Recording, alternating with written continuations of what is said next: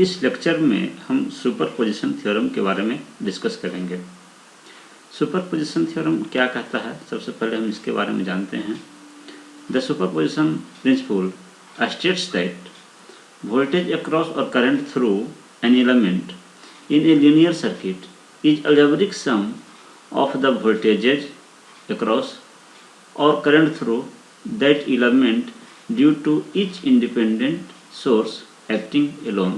कहने का मतलब है कि कोई भी एक लीनियर सर्किट है और मान लेते हैं कि आपका कोई किसी प्रकार का एक लीनियर सर्किट है जिसमें कि एक से अधिक इंडिपेंडेंट सोर्स है। जैसे एक इंडिपेंडेंट सोर्स है आपका वोल्टेज है, वोल्टेज सोर्स है, मान लेते हैं V1 वोल्टेज सोर्स है, और ये सर्किट में रेजिस्टेंस हो सकते हैं, किसी भी प्रकार से कनेक्टेड हो सकते हैं। और कोई अनदर सोर्स ले लिए, ये मान लेते हैं कि कोई करंट सोर्स है, या और भी सोर्स इसमें हो सकते हैं, दो या दो से अधिक सोर्स हो सकते हैं।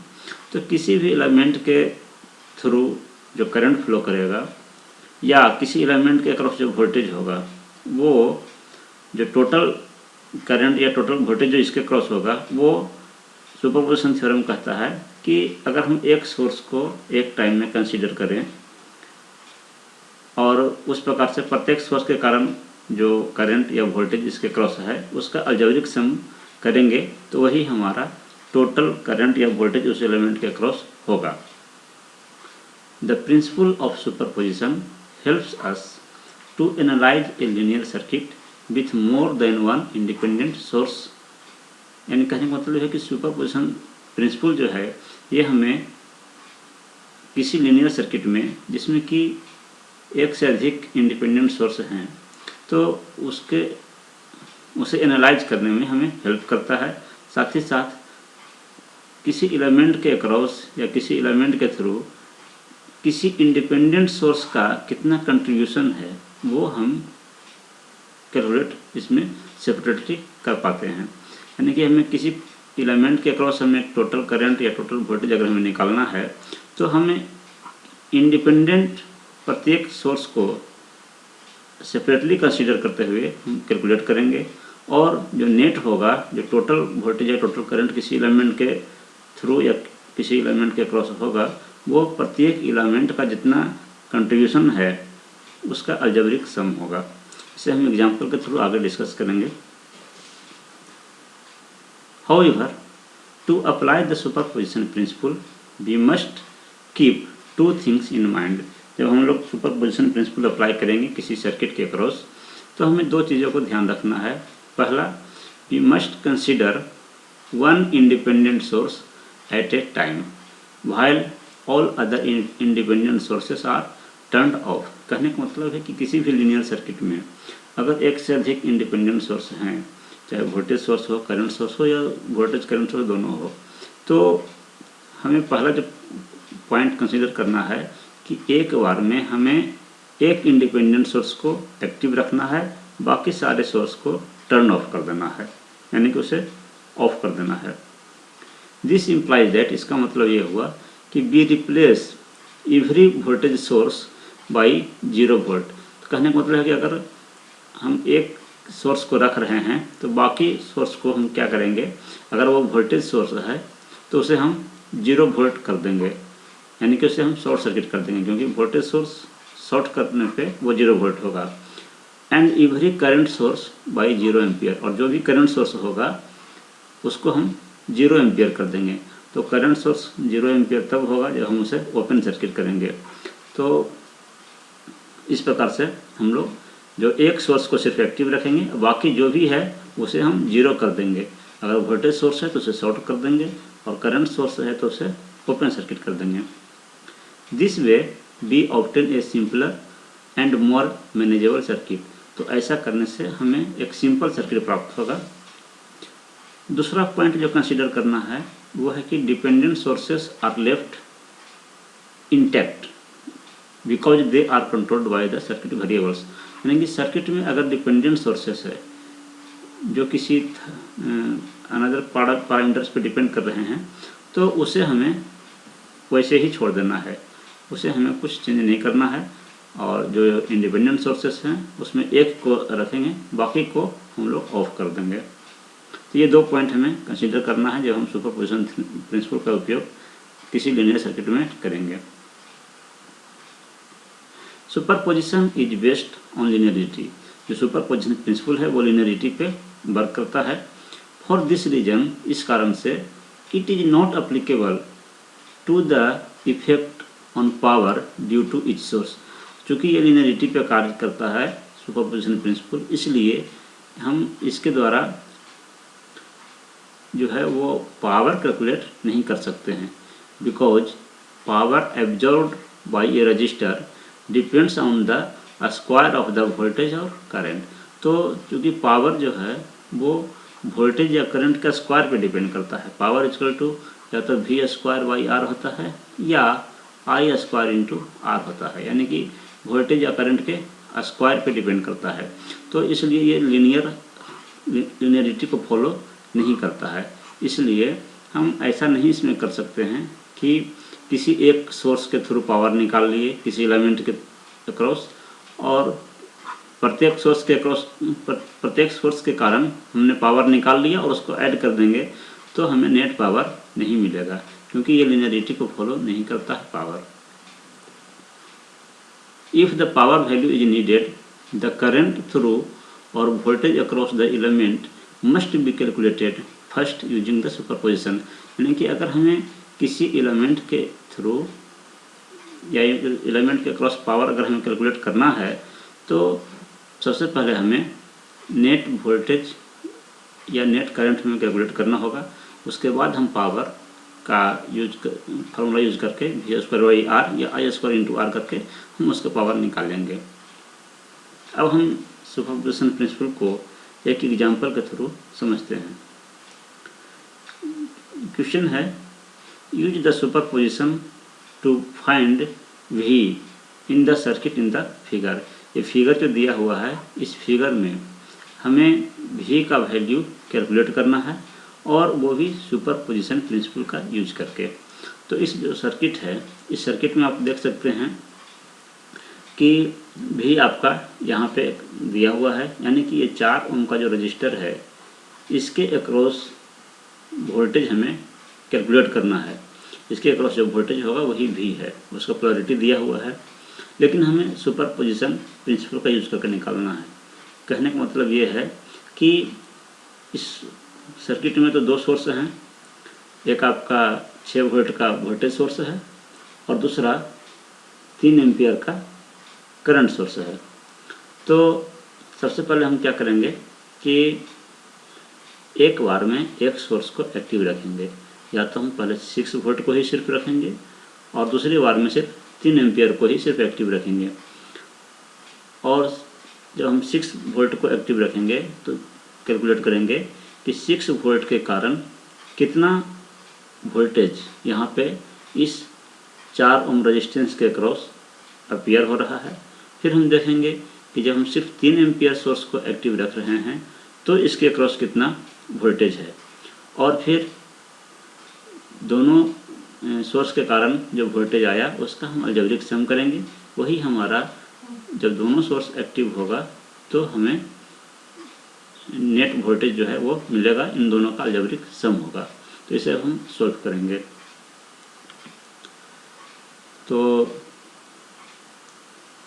सिंस देयर आर 2 सोर्सेस, चूँकि जो सर्किट दिया हुआ था इसमें 2 सोर्स था, और मान लेते हैं कि जो हमें नेट वोल्टेज निकालना है, नेट वोल्टेज हमें भी निकालना है, वो होगा आपका V1 प्लस V2। क्योंकि इसमें 2 सोर्स हैं तो हम मान लेते हैं कि जो 6 वोल्ट वाला जो वोल्टेज सोर्स है उसके कारण वोल्टेज V1 आ रहा है, और जो 3 एम्पियर का जो करंट सोर्स है उसके कारण वोल्टेज V2 है। तो जब हम उन दोनों का अलजेब्रिक सम कर देंगे तो वही हमारा नेट वोल्टेज उस 4 ओम रेजिस्टेंस के क्रॉस मिलेगा। तो अब हमें कैलकुलेट करना है कि V1 और V2 हमें सेपरेटली कैलकुलेट करना है। To obtain V1 we set the current source to 0। तो कहने का मतलब है कि ये जो V1 था, ये V1 हमने माना है कि ये 6 वोल्ट का जो वोल्टेज सोर्स है उसके कारण हो रहा है। तो जब हम 6 वोल्ट को सिर्फ एक्टिव रख रहे हैं तो जो आपका करंट सोर्स था उसको हम 0 कर देंगे, और 0 करने के लिए उसको ओपन सर्किट करना होगा, क्योंकि करंट जीरो तभी होगा जब हम उसको ओपन करेंगे। तो ये जो सर्किट है इसमें आप देख सकते हैं कि सिर्फ एक ही सोर्स एक्टिव है, सिर्फ 6 वोल्ट का सोर्स आपका एक्टिव है और जो करंट सोर्स था वो आपका ओपन सर्किट उसको कर दिए, वो जीरो हो गया। अब हम लोग जो 6 वोल्ट का जो वोल्टेज सोर्स है उसके कारण जो वोल्टेज होगा इस 4 ओम रेजिस्टेंस के क्रॉस, उसको हमने V1 कहा और इस V1 को हम कैलकुलेट करेंगे कि जब 6 वोल्ट सिर्फ काम कर रहा है तो V1 का वैल्यू कितना है। तो इस V1 को निकालने के लिए हम किसी भी तरीके से निकाल सकते हैं, इसमें KVL लगा सकते हैं इस लूप में, या ओम्स लॉ से या वोल्टेज डिवाइडर रूल से भी निकाल सकते हैं।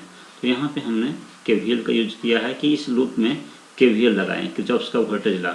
जब हम KVL लगाएंगे तो किरचॉफ के वोल्टेज लॉ के अनुसार प्रत्येक ब्रांच में जो वोल्टेज है, वोल्टेज ड्रॉप या वोल्टेज राइज जो है उसका अलजेब्रिक सम हमें जीरो होना चाहिए। तो पहले इस ब्रांच को अगर हम देखें तो रेजिस्टेंस है 8 ओम और इसमें करंट फ्लो कर रहा है I1। तो इसके में जो आपका वोल्टेज हो गया वो हो गया 8 × I1। इसको हमने प्लस में लिखा क्योंकि करंट जो है आपका वोल्टेज करंट इस डायरेक्शन में जा रहा है तो प्लस से माइनस की तरफ जा रहा है, इसलिए हमने इसको प्लस में लिखा। उसी प्रकार से फिर यहाँ पर अगर हम देखें तो इसके क्रॉस इस ब्रांच में कितना वोल्टेज होगा, तो रेजिस्टेंस है आपका 4 ओम, करंट है I1, तो वोल्टेज हो गया 4 × I1 4I1 और इसका भी आपका प्लस में ही होगा क्योंकि ये भी आपका प्लस से माइनस की तरफ जा रहा है। और फिर इसी लूप में हम आगे बढ़ते हैं और आगे बढ़ते बढ़ते जब हम इधर की तरफ बढ़ते हैं तो हम इस ब्रांच का वोल्टेज तो हमने दिया हुआ है कि 6 वोल्ट है, लेकिन प्लस से माइनस जाने के क्रम में हम उसको पॉजिटिव लिखे हैं और यहाँ पे जो है इस लूप में हम माइनस से प्लस की तरफ जा रहे हैं, इसलिए इसको हम माइनस में लिखेंगे। तो -6 और इक्वल टू 0 किरचॉफ के वोल्टेज लॉ के अनुसार। तो हम इसको सोल्व करेंगे तो 8I1 + 4I1 मिलकर हो गया आपका 12I1। तो 12I1 इक्वल टू 6 और यहाँ से निकल गया आपका I1 इक्वल टू 0.5 एम्पियर। तो ये I1 का वैल्यू निकला, लेकिन हमें एक्चुअली में निकालना क्या था कि जब 6 वोल्ट का सोर्स अकेले काम कर रहा है तो इस V1 का वैल्यू कितना होगा। तो V1 का वैल्यू निकालने के लिए ये V1 का वैल्यू जो है वो आपका हो जाएगा 4 × I1 रेजिस्टेंस इंटू करंट। तो V1 इक्वल टू 4 × I1, तो 4 × I1 का वैल्यू 0.5, तो 2 वोल्ट। और पोलरिटी क्या होगी, प्लस ऊपर में होगा और माइनस नीचे में होगा क्योंकि करंट I1 जो है आपका ऊपर से नीचे की तरफ आ रहा है।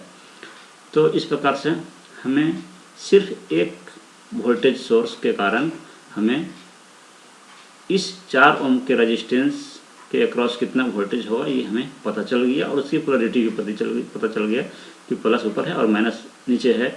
और जो वोल्टेज है वो आपका 2 वोल्ट है। ये 2 वोल्ट वोल्टेज सिर्फ 6 वोल्ट के वोल्टेज सोर्स के कारण हमें पता चला। उसी प्रकार से हम इस 4 ओम रेजिस्टेंस के अक्रॉस वोल्टेज फिर से पता करेंगे, और लेकिन वो इस बार जो हम पता करेंगे वो सिर्फ करंट सोर्स के कारण। तो जब हम करंट सोर्स को जब हम एक्टिव रखेंगे तो जो हमारा वोल्टेज सोर्स है उसको जीरो कर देंगे और उसको जीरो करने के लिए उसको शॉर्ट सर्किट करना होगा। तो यहाँ पर जो वोल्टेज सोर्स था उसको हमने शॉर्ट सर्किट कर दिया, जीरो कर दिया। अब जो हमारा सर्किट बचा वो एक सिंपल सा सर्किट बचा। यहाँ पे हमें एक्चुअली में निकालना है इस V2 का वैल्यू। ये V2 जो है आपका इस 4 ओम के अक्रॉस का वोल्टेज है जो कि सिर्फ ये 3 एम्पियर जब काम कर रहा है तो जो वोल्टेज होगा उसको हम V2 कह रहे हैं। तो हमें अभी यही निकालना है कि V2 का वैल्यू कितना होगा जब सिर्फ 3 एम्पियर काम कर रहा है। तो इस सर्किट में हम लोग इसको सॉल्व करेंगे, चाहे मेश एनालिसिस लगा कर सॉल्व कर सकते हैं, नोड एनालिसिस लगा कर सॉल्व कर सकते हैं, या इसमें आप सिंपली KVL लगा के भी सॉल्व कर सकते हैं, या फिर करंट डिवाइडर रूल लगा के भी सॉल्व कर सकते हैं। तो यहाँ से हमें यह पता चल जाएगा कि V2 का वैल्यू कितना है।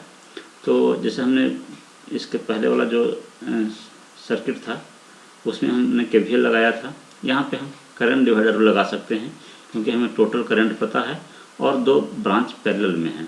तो हम निकाल सकते हैं कि प्रत्येक ब्रांच में कितना करंट जा रहा है। तो करंट डिवाइडर रूल के अनुसार अगर मान लेते हैं करंट डिवाइडर रूल यह कहता है कि अगर टोटल करंट I है और ये अगर दो ब्रांच में डिस्ट्रीब्यूट हो रहा है, एक ब्रांच है R1 और दूसरा ब्रांच है R2, दो ब्रांच में डिस्ट्रीब्यूट हो रहा है, तो अगर हमें R1 में कितना करंट जा रहा है ये अगर हमें निकालना है, जिसमें करंट हम मान लेते हैं I1, तो I1 इक्वल टू कितना होगा, अगर ये हमें कैलकुलेट करना है तो टोटल करंट इनटू हमें निकालना है इस ब्रांच में R1 वाले ब्रांच में, तो हम ऊपर में लिखेंगे R2 और नीचे में जो लिखेंगे R1 प्लस R2। तो इस प्रकार से हमें इस ब्रांच का करंट पता चल जाएगा। तो इसी प्रिंसिपल का यूज करके हम यहाँ पे V2 का वैल्यू कैलकुलेट करेंगे, लेकिन V2 निकालने से पहले हम इस ब्रांच का जो करंट है I3 उसको हम पहले निकालते हैं। तो I3 निकालने के लिए I3 इक्वल टू हो जाएगा टोटल करंट आपका 3 है, इनटू चूँकि हमें इस ब्रांच में निकाल रहे हैं तो हमें इस ब्रांच को के रेजिस्टेंस को ऊपर में रखना होगा, जैसा कि हमने यहाँ पे बताया। तो 8 हमने ऊपर में रखा और फिर दोनों को समेसन नीचे में 8 + 4। तो इसको जब हम सॉल्व किए तो आपको आ गया 2 एम्पियर, यानी कि इस ब्रांच में 4 ओम वाला जो ब्रांच है इसमें जो करंट जा रहा है जिसको हमने I3 से दिखाया है, तो वो आपका करंट है 2 एम्पियर। लेकिन हमें इस ब्रांच का वोल्टेज पता करना है। तो जब वोल्टेज पता करना है तो वोल्टेज निकालने के लिए रेजिस्टेंस को करंट से गुना कर देंगे तो हमें वोल्टेज पता चल जाएगा। तो इसका वोल्टेज को हम V2 से डिनोट किए हैं, तो वोल्टेज इक्वल टू हो गया रेजिस्टेंस इंटू करंट। तो रेजिस्टेंस है आपका 4 ओम और करंट आपका निकल के आया था 2 एम्पियर। तो इन दोनों को हो गया 4 × 2 = 8 वोल्ट। और ये जो वोल्टेज आया V2 इसकी भी पोलरिटी प्लस ऊपर में होगा माइनस नीचे में होगा, क्योंकि करंट जो है ऊपर से नीचे की तरफ आ रहा है। तो इस प्रकार से हम ये देखें कि जब 6 वोल्ट अकेले काम कर रहा था तो उस 4 ओम रेजिस्टेंस के अक्रॉस वोल्टेज आया था 2 वोल्ट। जब 3 एम्पियर सोर्स अकेले काम कर रहा था तो उस 4 ओम का जो रेजिस्टेंस है उसके अक्रॉस वोल्टेज आया 8 वोल्ट। तो जब दोनों सोर्स जब एक साथ काम करेंगे तो कितना वोल्टेज होगा उस 4 ओम रेजिस्टेंस के अक्रॉस, तो वो सुपरपोजिशन थ्योरम कहता है कि अलजेब्रिक सम होगा।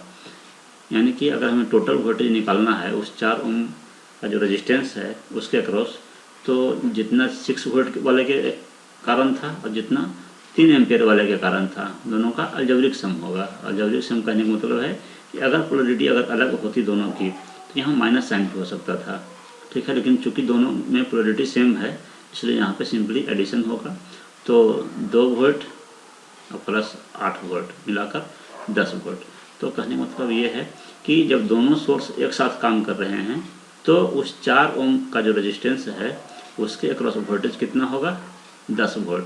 लेकिन हमने इसको निकाला सुपरपोजिशन प्रिंसिपल से, क्योंकि हमने इस 10 वोल्ट में प्रत्येक सोर्स का कितना इंडिविजुअल कंट्रीब्यूशन है वो हमने अलग अलग निकाला और फिर उसका अलजेब्रिक समेशन किया, ठीक है। तो इसी को सुपरपोजिशन प्रिंसिपल कहते हैं कि अगर हो सकता है कि इसमें 2 से अधिक सोर्स होते, मान लेते हैं कि अगर 3 सोर्स होते तो हम बारी बारी से तीनों सोर्स का कंट्रीब्यूशन देखते और फिर तीनों का अलजेब्रिक सम करते, ठीक है। तो अब हम एक दूसरा एग्जांपल देखते हैं। ये एक सर्किट है, find the current through 40 ohm resistor using superposition theorem.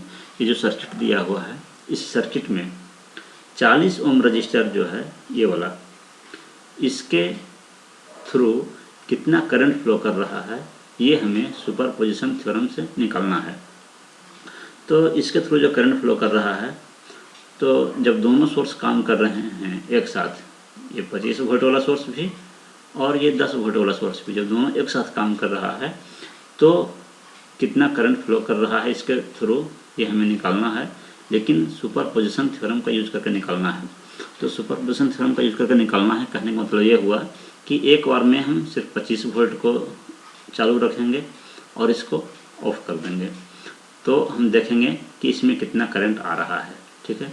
उसके बाद फिर इसको ऑफ कर देंगे और सिर्फ इसको चालू रखेंगे 10 वोल्ट को, और फिर देखेंगे कि इसमें कितना करंट आ रहा है। और तो फिर इसका मतलब यह हुआ, जब हम दोनों के कारण सेपरेट निकाल लेंगे तो जो टोटल करंट होगा इसमें वो दोनों का अलजेब्रिक सम होगा। अगर दोनों करंट सेम डायरेक्शन में जा रहा है तो सिंपली ऐड कर देंगे, अगर अपोजिट डायरेक्शन में होगा तो माइनस कर देंगे। तो हम इसका सोल्यूशन अब देखते हैं। तो सबसे पहले हम ये एज्यूम करते हैं कि जो हमारा 25 वोल्ट वाला सोर्स है वो अकेले काम कर रहा है, ठीक है। यानी कि जो दूसरा सोर्स है 10 वोल्ट वाला, उसको हमने डीएक्टिवेट कर दिया, यानी उसको ऑफ कर दिया। उसको ऑफ करने के लिए क्या करेंगे, क्योंकि ये वोल्टेज सोर्स है तो वोल्टेज सोर्स को ऑफ करेंगे, यानी उसको जीरो करेंगे जब उसको हम शॉर्ट सर्किट करेंगे। तो इसको हमने शॉर्ट सर्किट यहाँ पे कर दिया। ये आपका 10 वोल्ट वाला सोर्स था यहाँ पे, इसको हमने जीरो कर दिया, यानी शॉर्ट सर्किट कर दिया।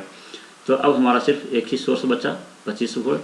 और अब हम निकालेंगे कि इस 40 ओम का जो रेजिस्टेंस है इसमें कितना करंट फ्लो कर रहा है। तो हम मान लेते हैं कि जब 25 वोल्ट अकेले काम कर रहा है तो इसमें करंट फ्लो कर रहा है आई डैश मान लेते हैं, और आई डैश का वैल्यू हम निकालेंगे। तो ये सिर्फ आई डैश का जो वैल्यू आएगा वो सिर्फ आएगा 25 वोल्ट के थ्रू। और तो पहले हम इसको देखते हैं, इसको कैसे सॉल्व करते हैं। तो ये जो करंट है इसको निकालने के लिए हम कोई भी मेथड यूज कर सकते हैं, चाहे मेश एनालिसिस, नोडल एनालिसिस, तो और भी सिंपली केवीएल केसीएल भी हम लगा के इसको सॉल्व कर सकते हैं। तो अब जो सर्किट जो हमने देखा भी, तो उसको जो अगर हम सिंप्लीफाई करेंगे तो वो सर्किट हमारा इस प्रकार से आएगा। क्योंकि ये जो सर्किट है आपका, एक बार फिर से हम दिखाते हैं सर्किट को। यहाँ पे आप ध्यान दीजिए कि ये वाला जो ब्रांच है 30 ओम वाला और ये वाला जो ब्रांच है ये दोनों पैरेलल में कनेक्टेड है। ये दोनों पैरेलल में कनेक्टेड है तो इसका जो इक्विवेलेंट रेजिस्टेंस होगा वो आपका 0 होगा, क्योंकि इस ब्रांच का रेजिस्टेंस 0 है। तो दो ब्रांच अगर पैरेलल में हो तो उसका इक्विवेलेंट निकालते हैं R1 इंटू R2 बटा R1 प्लस R2, तो इस आपका 0 ही आएगा, यानी कि इसका इक्विवेलेंट हो गया आपका 0। क्योंकि ऐसे भी, क्योंकि ये शॉर्ट सर्किट है तो सारा करंट इस शॉर्ट सर्किट के थ्रू ही जाएगा, इधर कोई करंट नहीं जाएगा। तो इसको हम सिंप्लीफाई करके सिर्फ इसको जगह पे हम शॉर्ट सर्किट यूज कर सकते हैं।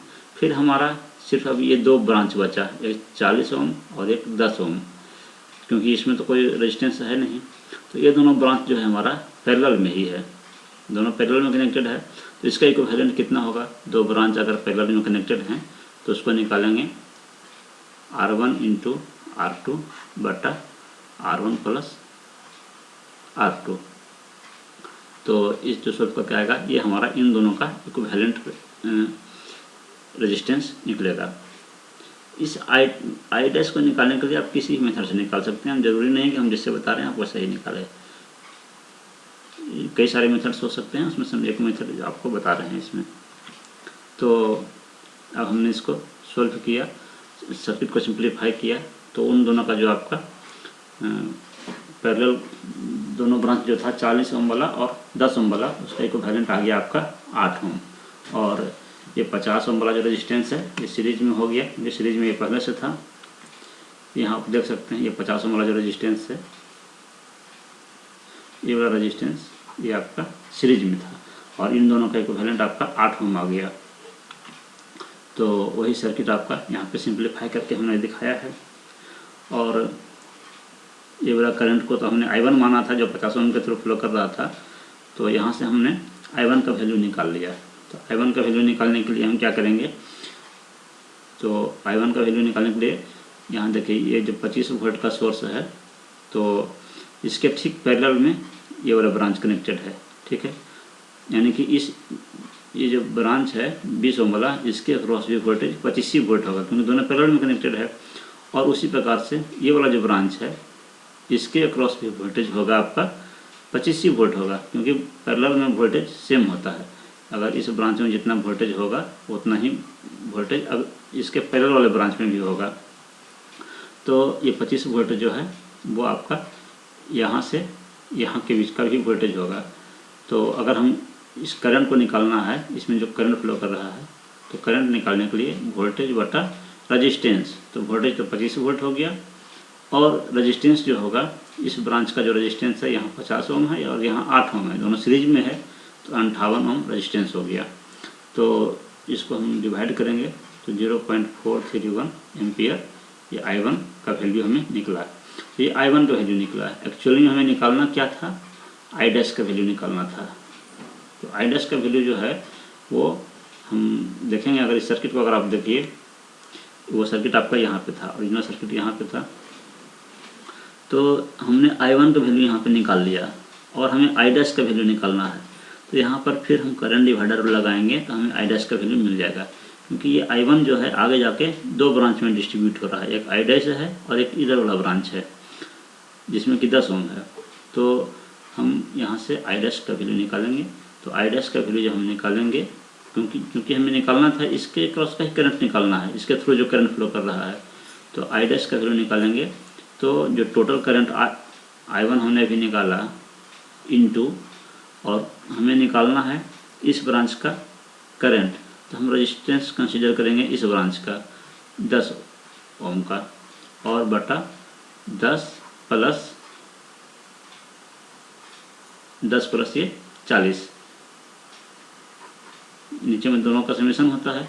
और ये वाला ब्रांच तो चूँकि दोनों पैरेलल में है और इसका इक्विवेलेंट 0 है, इसलिए हमने इसको कंसीडर नहीं किया। तो इसको जब हम सॉल्व करेंगे तो आपका I डैश का वैल्यू निकल गया। यहाँ पे जो I1 था उसका जगह पर 0.431 पुट कर दिए, और इसको सॉल्व करेंगे तो आपका आएगा 0.0862 एम्पियर करंट का वैल्यू हमें निकल गया। और इसका जो डायरेक्शन होगा वो A से B की तरफ होगा, यानी कि यहाँ जो हम लिखे हुए हैं ये A है और ये B है। तो इसका करंट का डायरेक्शन इम्पोर्टेंट है, क्योंकि टोटल करंट ये I1 यहाँ था और जो डिस्ट्रीब्यूट होगा तो ऊपर से नीचे की तरफ ही करंट जाएगा इसमें, इसलिए इसमें जो करंट फ्लो कर रहा है उसका डायरेक्शन होगा A से B की तरफ। डायरेक्शन हमें याद रखना है। और वैल्यू कितना होगा उस करंट का वो हमने यहाँ पे कैलकुलेट किया। तो ये जो हमने कैलकुलेट किया, ये हमने सिंपली अभी जो हमारा एक वोल्टेज सोर्स था उसके करंट हमने निकाला। अब जो हम सिर्फ 10 वोल्ट वाला जो सोर्स है उसको एक्टिव रखेंगे और जो 25 वोल्ट वाला था उसको डीएक्टिवेट कर देंगे, यानी कि उसको जीरो कर देंगे। जीरो करने के लिए उसको शॉर्ट सर्किट कर देंगे। तो ये आपका इस प्रकार से सर्किट आपका हो गया कि हमने 25 वोल्ट वाले को डीएक्टिवेट कर दिया और सिर्फ एक ही वोल्टेज सोर्स ये 10 वोल्ट वाला आपका एक्टिव है। अब हम निकालेंगे कि देखेंगे कि इस 10 वोल्ट वाले सोर्स के कारण इस 40 ओम वाले ब्रांच में कितना करंट जा रहा है और किस डायरेक्शन में जा रहा है। ठीक है, तो हम मान लेते हैं इसमें जो करंट जा रहा है वो I डबल डैश जा रहा है। पहले जो हमने माना था वो I डैश था, वो था आपका 25 वोल्ट के कारण, और 10 वोल्ट के कारण जो आ रहा है वो हमने मान लिया कि I डबल डैश है, और डायरेक्शन हमने दिखा दिया B से A की तरफ, क्योंकि इसमें पोलैरिटी जो है ये आपका इस साइड में है। तो अब हम इसको I डबल डैश को कैलकुलेट करेंगे। तो कैलकुलेट करने के लिए जैसे हमने पिछली बार कैलकुलेट किया ठीक उसी प्रकार से कैलकुलेट करेंगे। ये दोनों ब्रांच आपका पैरेलल में है, तो इसका इक्विवेलेंट जो है आपका 0 ओम आएगा, क्योंकि ये शॉर्ट सर्किट है, बिल्कुल जीरो रेजिस्टेंस है। तो 0 × 20 बटा 0 प्लस 20, तो आपका 0 ही आएगा। फिर उसके बाद आपका ये दोनों ब्रांच जो है ये आपका पैरेलल में हो गया, 50 और 40। ये 50 वाला और 40 वाला जो है आपका पैरेलल में हो गया। इधर तो आपका 0 हो गया, ये वाला 0 हो गया। तो इन दोनों का इक्विवेलेंट कितना होगा, 50 × 40 बटा 50 प्लस 40। तो ये आपका 200/9 जो है ये आपका इन दोनों ब्रांच का इक्विवेलेंट रेजिस्टेंस आया। 10 ओम वाला रेजिस्टेंस जो है आपका सीरीज में कनेक्टेड है, यहाँ पे वोल्टेज सोर्स जैसे था, और ये आपका 30 ओम का रेजिस्टेंस यहाँ पे था। और यहाँ पे करंट हम मान लेते हैं कि I2 करंट है। तो अब हम यहाँ पे I2 का वैल्यू यहाँ पे कैलकुलेट करेंगे I2 करंट को, और फिर I2 करंट जब हमें पता चल जाएगा तो फिर हम I डबल डैश भी कैलकुलेट कर लेंगे जैसे पिछली बार किया था। तो अब I2 को कैसे कैलकुलेट करेंगे, तो सिंपल है।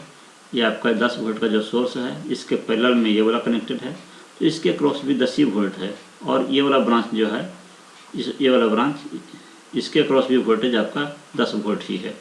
तो इसमें का करंट अगर हमें निकालना है I2, तो ये वोल्टेज बटा टोटल रेजिस्टेंस कर देंगे तो हमें I2 का वैल्यू मिल जाएगा, वोल्टेज बटा रेजिस्टेंस।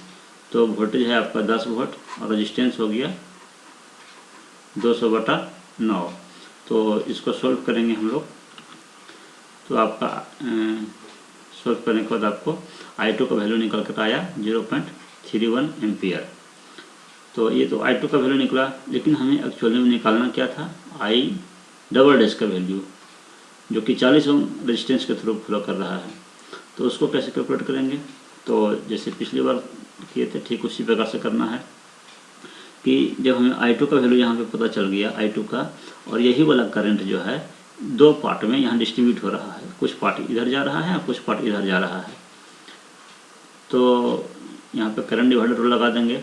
हमें जानना है कि इसमें कितना जा रहा है 40 ओम वाले में, तो I2 यानी टोटल करंट इनटू, अगर हमें इसमें का निकालना है तो हम रेजिस्टेंस लेंगे इस ब्रांच का। तो इस ब्रांच का रेजिस्टेंस कितना हो गया आपका, इस ब्रांच में ये रेजिस्टेंस तो 0 है, सिर्फ 50 बचा, 50 बटा दोनों का समेशन यानी 50 + 40, और I2 का वैल्यू जो हमने निकाला था उसको हम पुट कर देंगे। तो यहाँ से हमें जो है I2" का वैल्यू निकल गया, ये आपका I2 का वैल्यू है इंटू 50/50 + 40, और इसको सॉल्व करेंगे तो 0.172 एम्पियर।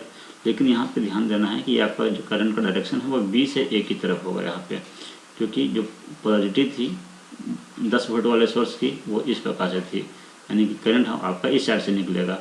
तो इसलिए जो करंट का डायरेक्शन होगा 40 ओम वाला रेजिस्टेंस में वो होगा B से A की तरफ।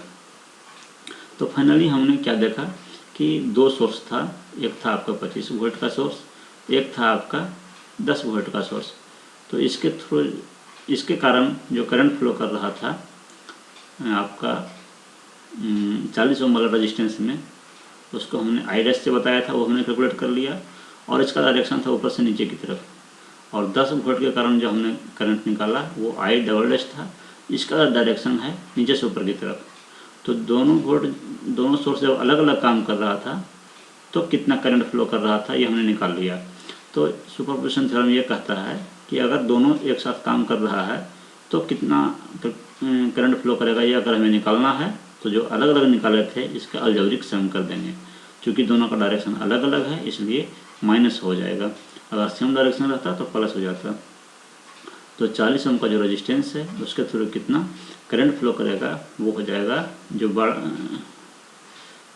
आपका ज़्यादा करंट है I" माइनस I', दोनों को माइनस कर देंगे। तो I" आपका ये ज़्यादा करंट था 0.172 माइनस 0.862, तो दोनों को घटाने के बाद 0.086 एम्पियर करंट आपको आया। और फाइनली आपका जो डायरेक्शन होगा वो आपका B से A की तरफ होगा, क्योंकि जो इसका डायरेक्शन आपको जो था वो B से A की तरफ था और ये इसका वैल्यू ज़्यादा था। तो इसलिए फाइनली जो आपका नेट करंट का डायरेक्शन होगा वो आपका जो ज़्यादा करंट था उसी का डायरेक्शन रहेगा। तो इसका B से A की तरफ का था, इसलिए जो नेट करंट है वो आपका B से A की तरफ जाएगा और उसका वैल्यू होगा आपका 0.086 एम्पियर। तो इस प्रकार से हमने सुपरपोजिशन का प्रिंसिपल का यूज़ करके और 2 प्रॉब्लम को हमने इसमें सॉल्व किया। और दोनों ही प्रॉब्लम में हमने ये देखा कि अगर हमें सुपरपोजिशन प्रिंसिपल का यूज़ करके निकालना है तो प्रत्येक सोर्स को अकेले रखते हुए और हमें उसका जो कंट्रीब्यूशन है वो हमें निकालना होगा और फिर फाइनली उसको अलजेब्रिक सम कर देना है। तो ये एक आपका अगला एग्जाम्पल है, इसे आप खुद से सॉल्व कीजिएगा। इसमें भी आपका 2 सोर्स है, एक 20 वोल्ट का वोल्टेज सोर्स है और 8 एम्पियर का करंट सोर्स है। तो इसमें आपका निकालना है V0 का वैल्यू। V0 आपका यहाँ पे है, यानी कि ये 2 ओम का जो रेजिस्टेंस है इसके अक्रॉस कितना वोल्टेज होगा ये सुपरपोजिशन प्रिंसिपल का यूज़ करके निकालना है। तो इसको आप लोग सॉल्व कीजिएगा खुद से, आंसर आपको 12 वोल्ट आएगा, हमने यहाँ पर लिख दिया है। एक बार में आप सिर्फ 20 वोल्ट को एक्टिव रखिए, इसको 0 कर दीजिए, दूसरे बार में सिर्फ इसको एक्टिव रखिए और इसको 0 कर दीजिए, और दोनों के कारण अलग अलग यहाँ पे इसके क्रॉस का वोल्टेज निकाल लीजिए, फिर दोनों का अलजेब्रिक सम कर दीजिए और इसको खुद से आप ट्राई करके देखिएगा, आंसर आपको 12 वाट आना चाहिए। तो इस लेक्चर में यहीं तक। Thank you.